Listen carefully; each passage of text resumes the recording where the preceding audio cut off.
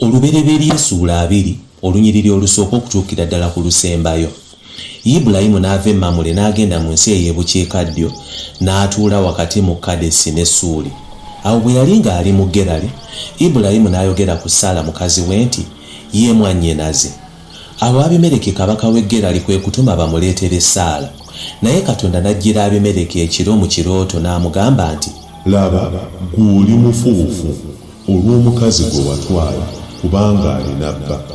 Naye Abimereki yali tanneegatta na Saala n'ayogera nti, Mukama, onotta eggwanga eritalina musango. Ibulayimu teyaŋŋamba ye yennyini nti ye mwannyinaze, era n'omukazi yennyini n'ayogera nti ye mwannyinaze. Kye nakola nakikola mu mutima mulungi. Katonda n'amugamba mu kirooto nti, weewaawo manyi nga wakikola mu mutima mulungi, era nange kyenava nkuziyiza okwonoona ne sikuganya kumukwatako. Kale nno zzaayo omukazi w'omusajja, kubanga omusajja ono nnabbi, ajja kukusabira olema okufa. Naye bw'otoomuzzeeyo tegeera ng'ojja kufa ggwe n'abantu bo bonna. Abimereki n'agolokoka enkya ku makya n'ayita abaddu be bonna n'abategeeza ebyo byonna ne batya nnyo. Abimereki n'alyoka ayita Ibulayimu n'amugamba nti, nakukola ki?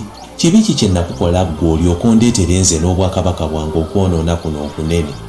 Abimereki n'agamba Ibulayimu nti, wagenderera ki okukola bw'otyo? Ibulayimu n'amuddamu nti, nalowooza nti mu kifo kino temuli kutya Katonda era nti bagenda kunzita olwa mukazi wange.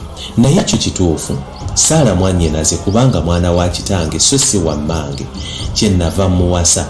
Kale Katonda bwe yanzigya mu nnyumba ya kitange n'antambuzatambuza mu nsi endala, ne ŋŋamba Saala nti kino kye ky'ekisa ky'ononkoleranga. Mu buli kifo mwe tunaatuukanga ogambanga nti ono mwannyinaze. Awo Abimereki n'awa Ibulayimu endiga n'ente n'abaddu n'abazaana, n'amuddiza ne Saala mukazi we.